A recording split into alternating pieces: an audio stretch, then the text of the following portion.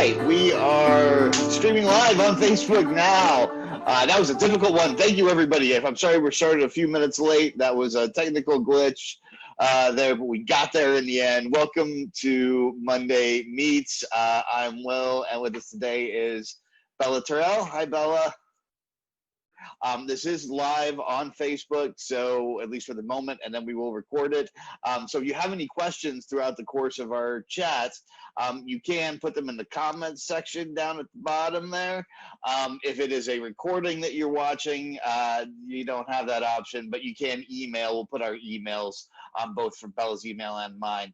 And you can certainly email us with any questions. So if you're catching it at a later time, we'd love to talk to you then as well. We're going to talk today about Bella's has recently changed jobs from one side of advocacy to another. So that's going to be kind of exciting. We'll talk about that and just sort of your journey through the Willow and how you got here and where you want to take the position. So first of all, would you like to kind of talk about how you got involved with the Willow initially, what your background was before, and how you ended up applying? So I was an RA at my college. I'm actually back for my master's anyway. So I'm at Ottawa University, and we've always had the Willow come for RA trainings, as well as for freshman orientation, for all of that. And I was an orientation leader as well, so I sat through a lot of trainings with the Willow. And my sophomore year for a class, we had to interview some kind of an agency that interested us, that did like any kind of social services. And so I chose the Willow, and this was way back when somebody else was in the position in Franklin County. And so I interviewed her, and I just really liked hearing about the Willow and the things that we do and all of that I didn't even know about before from all of the trainings I'd already sat through. And so then whenever it was time for me to do an internship, I thought that the Willow was really interesting, and I was kind of like interested in doing my internship through the Willow because I knew that we obviously did some really cool things. I didn't quite know the vast amount of things that we did, but I thought that would be really cool. So I emailed some people that I knew worked here and ended up hearing back. And so I did my internship then for Franklin County, with their office with Hannah and Martha. And then whenever I graduated, because I graduated in December, I was really wanting to work at the Willow, and they had a position open. So I applied, and that was the human trafficking position. And so I had started that in December. Okay, great. So you've kind of played, you've been in both of those roles. Let's talk about just sort of general knowledge. One thing, I didn't come from directly from a sort of social work or advocacy background. I came from a slightly different background. So to me, there was a lot of eye-opening kind of information about domestic violence and human trafficking once I joined. And by the look you gave me, I think I'm it sounds like you got a kind of a similar journey. Would you just talk about maybe one or two things that you didn't know kind of going into this work that you kind of found out since? So I will say a lot of it for me when I like really started at shelter was very similar to being a resident assistant in college. But working like as I worked more and more, like I'd say the differences are just how we help people and like more of guiding them and just being that support system for them rather than just kind of like, hey, this is what you're looking for, like here it is. And instead it's more of like, okay, so how can I help you get to this point that you can figure these things out on your own, or like how can I just give you that support that you're needing in order to accomplish these goals that you have. Yeah, I think it's very easy for us with when we want to help and we want to be like super helpful people to be like Mhm. we to try to solutionize for people rather than kind of Mhm. to them and helping them through. And that's certainly one of the skills of advocacy that kind of still I find a little bit challenging every Mhm.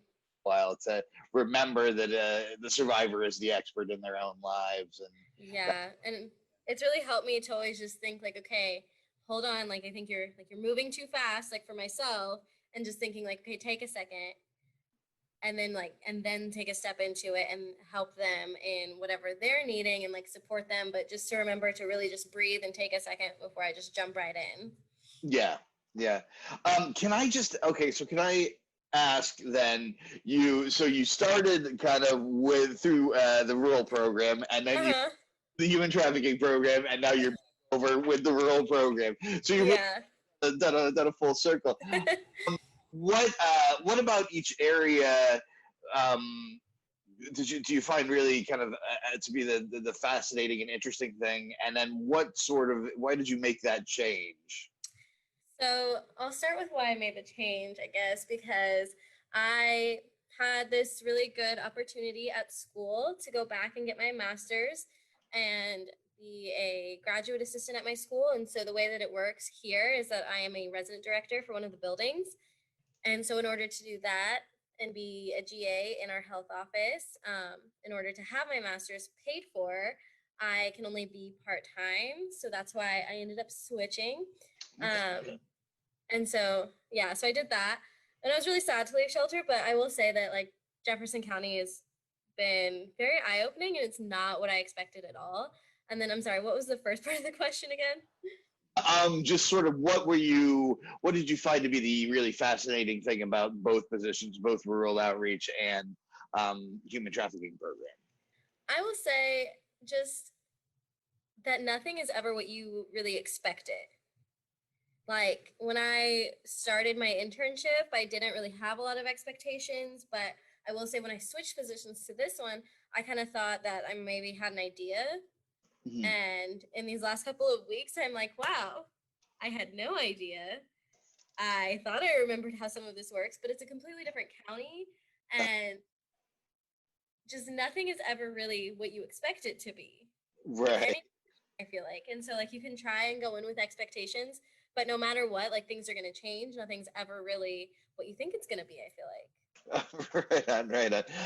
And so what, just to go off book just a little bit, but then what skills do you think, if someone is coming into that situation, you've got a little experience with this now, what advice would you give them, kind of making like a transition like that, or walking into those situations where you don't know what to expect? I would say just ask questions when you have them. I feel like I text Taylor quite often with questions or concerns because I'm always like, oh, am I doing this right? Is this what I should be doing? Yeah, so asking questions and then just kind of have patience with yourself, have patience with what's going on because, like I said, nothing really is what you expect it to be. And so if you have that patience and can adapt to what's going on around you, it's going to be a lot easier. Okay, great. Well, I'm just going to take a moment. This is kind of the halfway point. So throw in a plug here. Thank you so much for joining us. If you're just joining us on Facebook Live, this is Monday Meets. I'm Willow, Director of Communications here at Terrill, who is our current Franklin County Rural Outreach, or one of our current Franklin County Rural Outreach. Jefferson County. Sorry, Jefferson County. We started in Franklin County.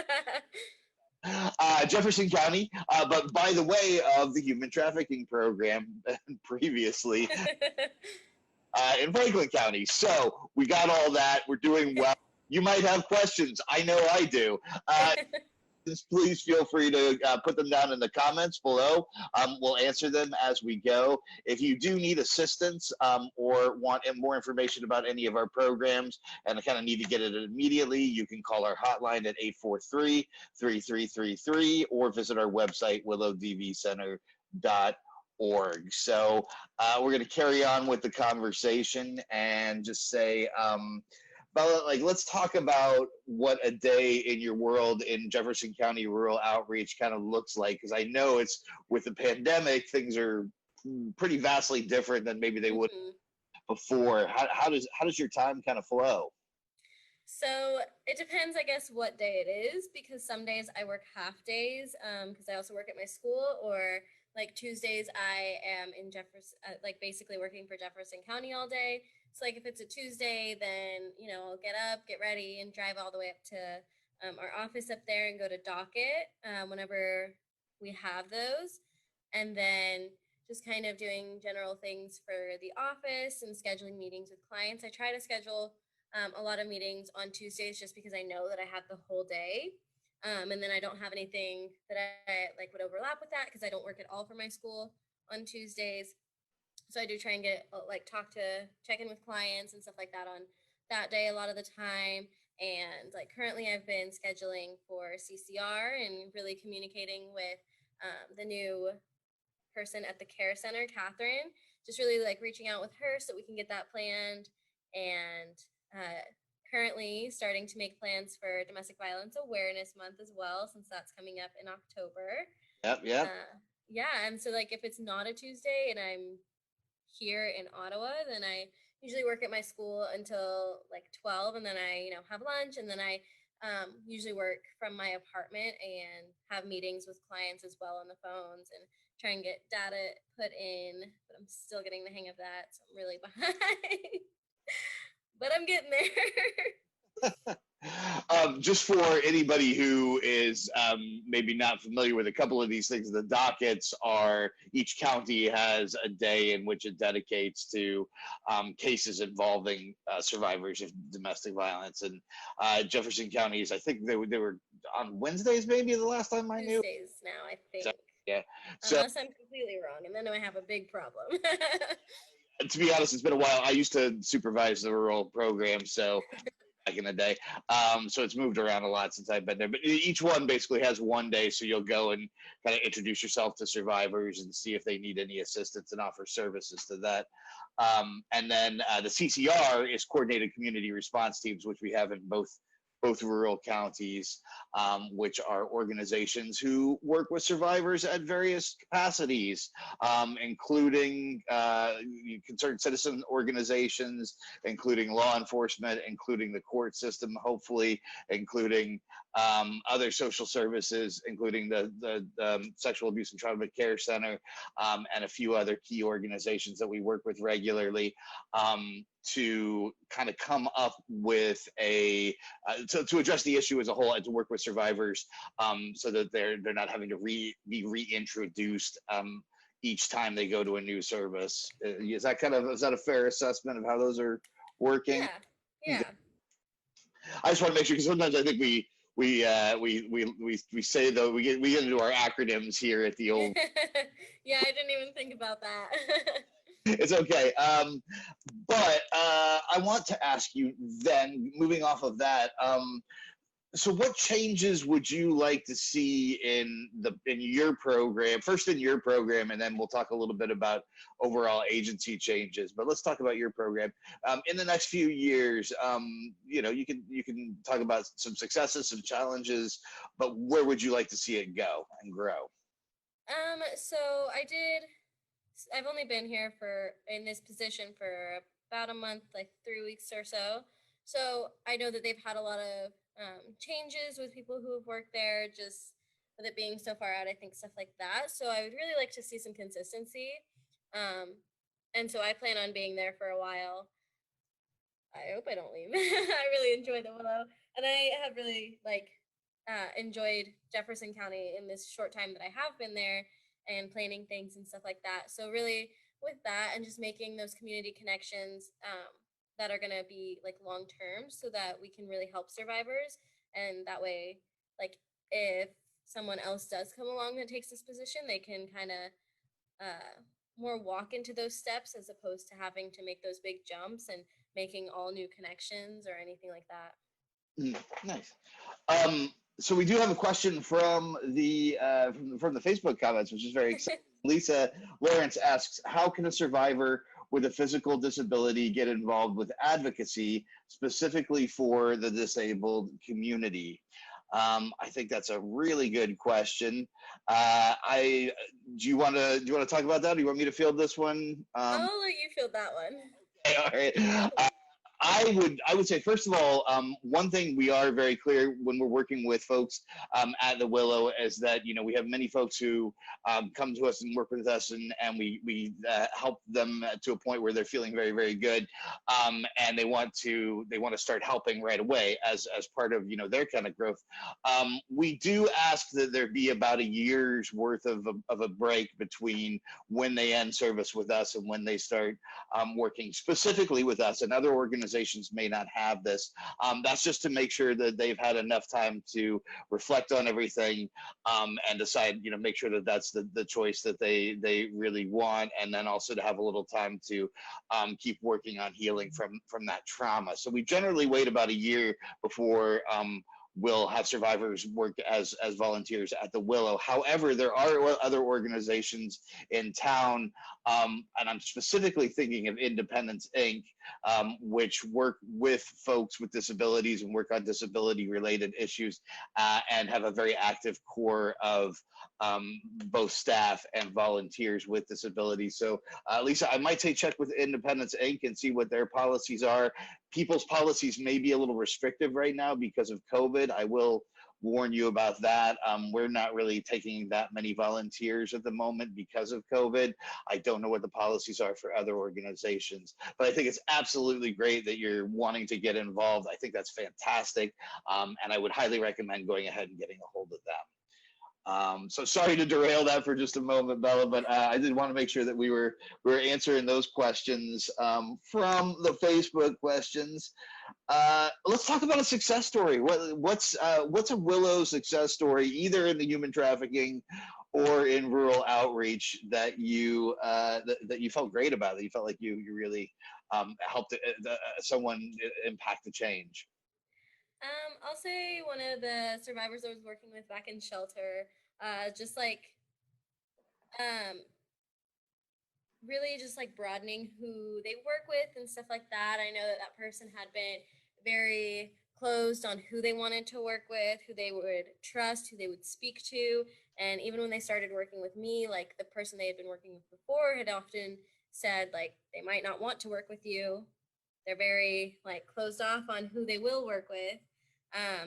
And then like even after I left, I knew that they were still working with other people and really branching out when they needed help, as opposed to only working with like their primary or only contacting me and things like that. So I would say that was a big success in my opinion, because they did have a hard time kind of trusting people, and so feeling that comfortability to start reaching out to other advocates and having help with that was really great. Nice, excellent. Well, do you have anything else you want to say, kind of work related, before we kind of talk about what you enjoy doing outside of work, or any other Willow thoughts you want to leave us? I'd say if you don't know if you ever want to apply and there's a position that you think you'd fit into, you definitely should try it, because it sounds scary, but it's a lot less scary than you think. It's an excellent place to put a shameless plug, because there is actually another Jefferson program coordinator position open right now.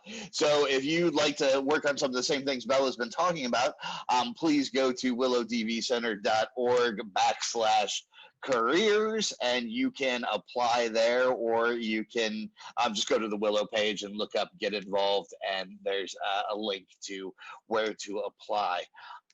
That's fantastic. That was a really great and I had almost forgotten it, but I'm glad you mentioned it. So we always like to end with kind of what you do, what you enjoy doing that's not Willow related. So what do you like to do outside of work? Obviously dye my hair. I will say it was purple before this, and I'm probably going to change it again by the end of the week. Nice. What's the next? Probably with some blue. I don't know. It's kind of very faded now. Other than that, I'd say just really trying to keep my building sane, yeah. And making sure everything is good on campus still with this building, and all of my RAs that I am in charge of and stuff like that. And then other than that, I would say probably getting tattoos, because as we know with the Willow, you can probably ask me if I've gotten a new tattoo recently, and the answer is probably yes. Currently, the answer is yes.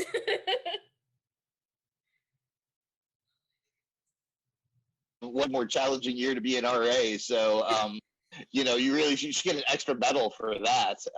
Yes. Anyway, thank you so much for joining us, Bella. Really do appreciate it. This has been sort of Monday Meets. We've been talking to Bella, and we will be back in the next few weeks with more conversations with more staff about more programs. I'm going to give a quick shameless plug for those of you who are still with us, that we have a Schitt's Creek Willow fundraiser on Friday 7:30. So if you're into the show Schitt's Creek, it is $50 per team. Teams can be as big as you like. Bring all your friends. We're going to have a webinar set up on Friday night, and it will be a great time for all. So join us if you can. Thank you, Bella. Really appreciate it. Have a great week. You too.